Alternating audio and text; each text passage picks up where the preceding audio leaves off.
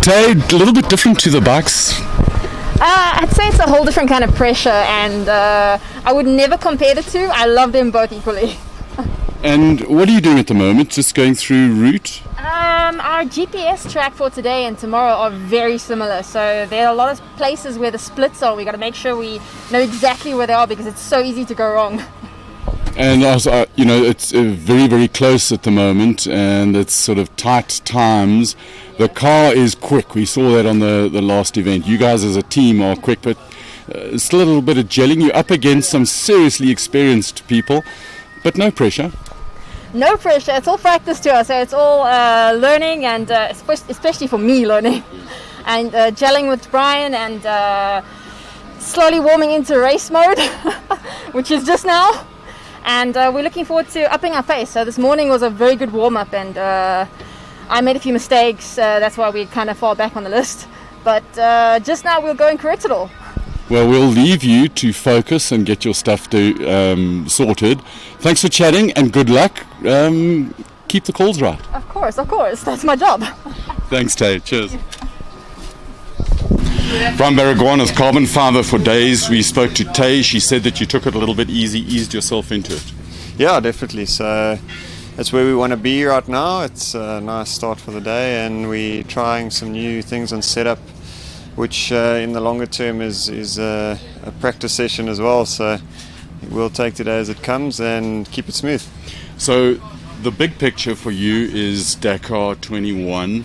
And to gel as a team in the car and get the car dialed in to suit to get it to do what you want it to do and make it predictable. Correct. So we're shipping the cars next week in less than 10 days to Dakar. So we've really got to look after the cars now. This is essentially now a practice session, and at the same time we do want to get points to get a podium in the championship. So we're lying third in the championship, so we want to bring it home there. But while we're doing that, we're testing other things and getting ready to load the cars in less than 10 days and be ready for Dakar. We're literally starting Dakar in less than 10 days, so it's lots of pressure and a lot to lose at the moment, so we've got to be clever. They talking about 2 minutes dust gaps at the moment.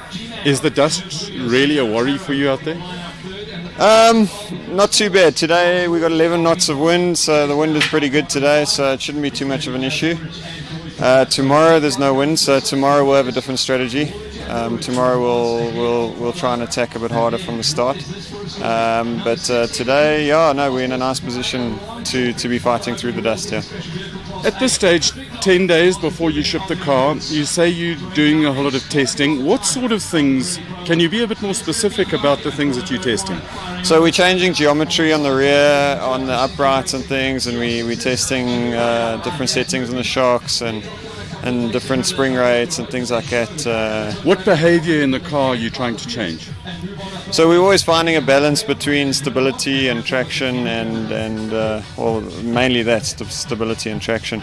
And then on top of that, of course, safety, high speed hits. And then also when you're attacking the dunes, it's a whole new ball game as well. We don't get any dunes there.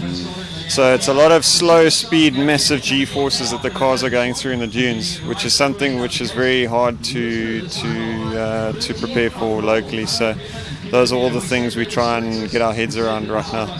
So these kind of roads, the dirt roads we've got here, the high-speed damping is more important, and then in the dunes it's the low speed stuff. Yeah.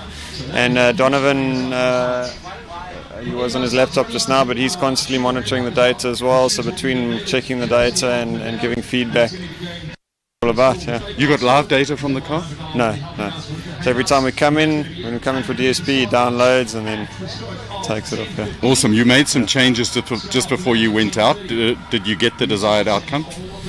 It wasn't too bad. At this stage, it's quite unknown territory. We've made quite a drastic change. So we're going to stick it out today and see if I can become one with the car again, because you change the car, now you sort of have to become one with the car again and get to know its limits again. So in that sense, I need to adjust. So from a driver point of view, driver now needs to download the software and you need be a efficient. software update. Yeah, I need a software update. Yeah.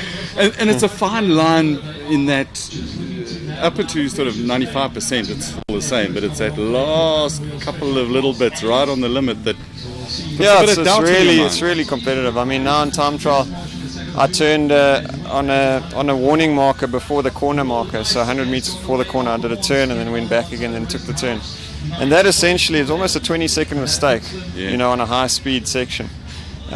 So, you know, you make one mistake like that and you struggle to make that 20 seconds in half an hour of hard racing. You've or almost even got to more. forget your mistake, put it behind you, and then just keep pushing you, because you can't. So to make, when we're all going perfectly, to make 20 seconds on each other is almost an hour of racing. So it's very, very competitive. Yeah. Awesome. Well, good luck, and thank you very much for taking time to talk to us. Thank you. Thanks. Cheers. Chat soon.